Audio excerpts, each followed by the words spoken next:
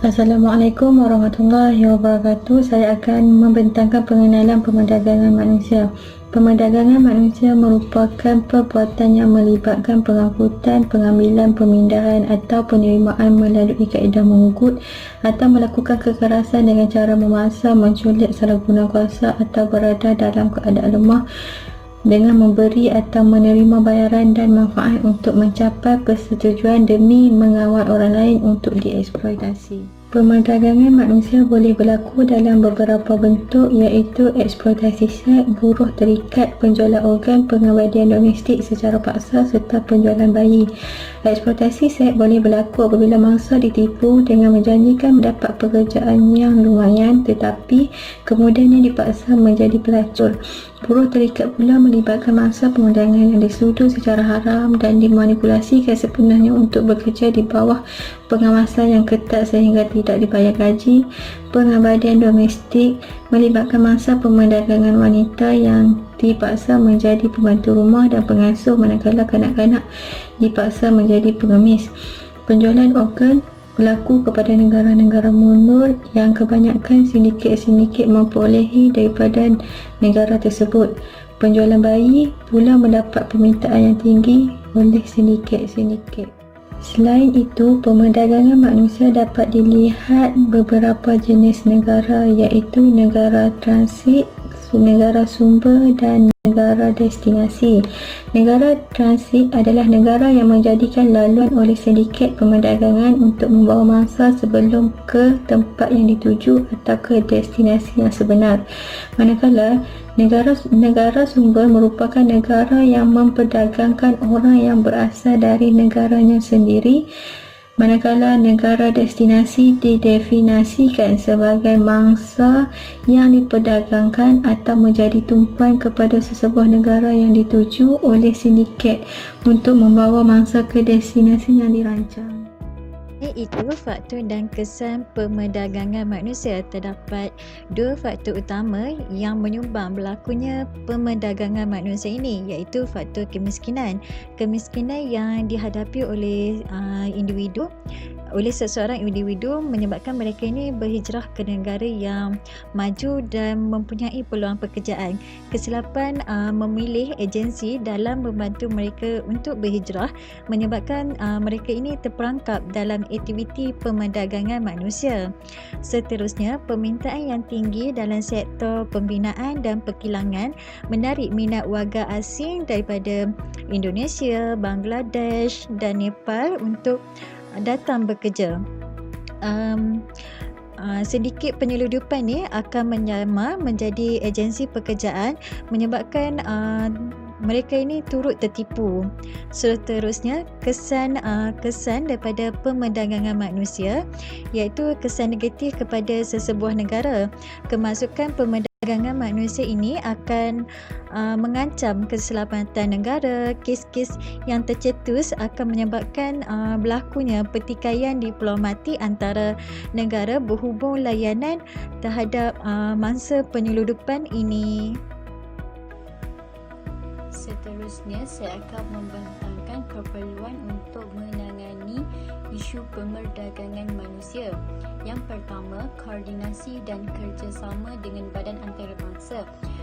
Malaysia telah menjalinkan hubungan yang erat dengan badan antarabangsa dari United Kingdom, Australia dan juga badan antarabangsa yang lain yang berpayung di bawah IOM, iaitu International Organization for Migration, dalam usaha untuk meningkatkan program dan juga strategi dalam membantras isu pemerdagangan manusia ini. Antara usaha yang dilakukan adalah seperti usaha pencegahan, perlindungan, pendakwaan dan juga kesedaran. Malaysia juga telah menandatangani MOU, iaitu Memorandums of Understanding on Transnational Security bersama dengan negara Australia, United Kingdom, Arab Saudi, USA dan juga negara China. Isu pemerdagangan manusia ini sangat rumit disebabkan oleh pergerakan manusia, wang dan juga sindiket. Oleh ini, hal ini telah mendesak negara Malaysia dan juga negara-negara tersebut untuk menangani MOU. Oleh itu kerjasama dengan badan antarabangsa dapat menangani isu perdagangan manusia dengan lebih efektif dan efisien. Yang kedua adalah keselamatan sempadan dan pemantauan. Kawalan sempadan ialah kunci utama yang diberikan perhatian penting dalam membantras jenayah perdagangan manusia. Pengurusan sempadan yang efektif dan efisien sama ada di kawasan darat atau laut. Kawalan keselamatan ini juga mampu bertindak sebagai pencegahan kepada aktiviti perdagangan manusia dan penyeludupan orang. Terdapat pelbagai agensi yang bertanggungjawab dalam membantras isu ini, antaranya Malaysian Maritime Enforcement Agency iaitu MMEA yang telah diberikan mandat di bawah Akta Act IPSOM 2007 dalam mencegah sebarang aktiviti yang meragukan di perairan Malaysia dan juga menahan serta menangkap mereka yang didapati bersalah yang melanggar apa jua peraturan dan undang-undang yang terdapat dalam Akta Act IPSOM ini. MMEA telah diberikan tugas untuk mengawal aktiviti udara, perairan dan juga operasi menyelamat, termasuklah usaha membantras kegiatan lanun dan juga penyeludupan barang-barang. Sehingga kini MMEA telah melaporkan 10 kes penyeludupan orang dan semua kes ini telah disiasat sekitar tahun 2001 sehingga 2012 di bawah Akta Act IPSOM 2007. Kes ini melibatkan penyeludupan orang. 3 kes melibatkan sejumlah 107 orang yang diseluduk. 2 orang penyeluduk telah ditahan dan ditangkap. Daripada jumlah 107 mangsa penyeludupan yang diselamatkan, 92 orang adalah warga Myanmar, 13 warga Afghanistan dan 2 adalah warga Indonesia. Fakta ini telah diambil dari Andika Abdul Wahab 2004.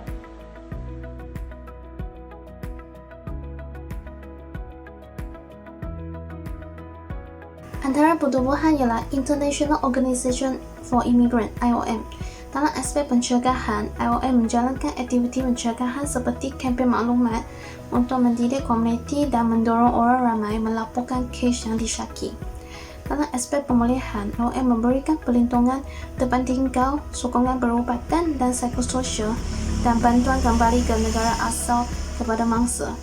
Dalam aspek pendakwaan, IOM melaksanakan projek meningkatkan kualiti pendakwaan dalam menganalisis undang-undang dan mengenal pasti kata kes dengan lebih banyak supaya mangsa dapat dilindungi dan bersalah dikenakan hukuman. ShareHop International juga merupakan organisasi antarabangsa dalam membantras isu perdagangan manusia seperti seks rumah tangga. Dalam strategi pencegahan, ShareHop menganjurkan kempen kesedaran seperti Take the Pledge dalam memberikan orang ramai informasi dalam mengenal pasti tanda amaran perdagangan seks. Dalam strategi program pemulihan, ShareHop menyediakan rumah perlindungan, rawatan perubatan, latihan vokasional dan intervensi kepada mangsa. Dalam strategi inisiatif keadilan, program The Protected Innocent Challenge membantu dalam menilai setiap negara berdasarkan kekuatan undang-undang dan menangani perdagangan seks kanak-kanak. Organisasi yang berikutnya ialah International Justice Mission atau IJM. IJM ditubuhkan pada tahun 1997 dan berpusat di Washington, Amerika Syarikat. IJM akan membantu mangsa yang terlibat menjadi buruh kanak-kanak, yang menjadi mangsa serangan seksual secara cyber dan mangsa yang menjadi pekerja seks. Antara kejayaan IJM ialah pihak IJM telah berjaya menyelamatkan lebih 300 orang yang pekerja kilang buruh yang menjadi buruh di sebuah kilang di Tamil Nadu. Dalam operasi ini pihak IJM telah bekerjasama dengan pegawai polis tempatan, pegawai kerajaan tempatan yang telah menyertai program latihan yang dianjurkan oleh pihak IJM sendiri. Seterusnya ialah Anti-Slavery International atau ASI. ASI diasaskan pada tahun 1839 yang berpusat di London, UK. ASI merupakan institusi organisasi yang tertua dalam mematras kegiatan perhambaan. ASI akan bekerjasama secara langsung dan tidak langsung dengan mangsa dan pihak berkepentingan di peringkat akar umbi hingga ke peringkat antarabangsa dalam membantras kegiatan perhambaan. Antara kejayaan ASI ialah ASI telah berjaya menamatkan kegiatan perhambaan yang mengerikan yang dilakukan oleh Leopard 2 di Kongo Free State. Kesimpulannya, isu pemerdagangan manusia tidak boleh dipinggirkan oleh semua pihak kerana akan memberi kesan yang negatif terhadap pembangunan negara dari segi ekonomi, politik dan sosial. Pemerdagangan manusia berlaku kerana mempunyai pelbagai faktor yang boleh menyumbang kepada eksploitasi terhadap manusia tanpa mengira umur, jantina dan bangsa. Oleh itu, kerjasama daripada semua pihak di peringkat global akan memberi kejayaan dan kesan yang positif kepada kemakmuran negara dan keamanan kepada masyarakat.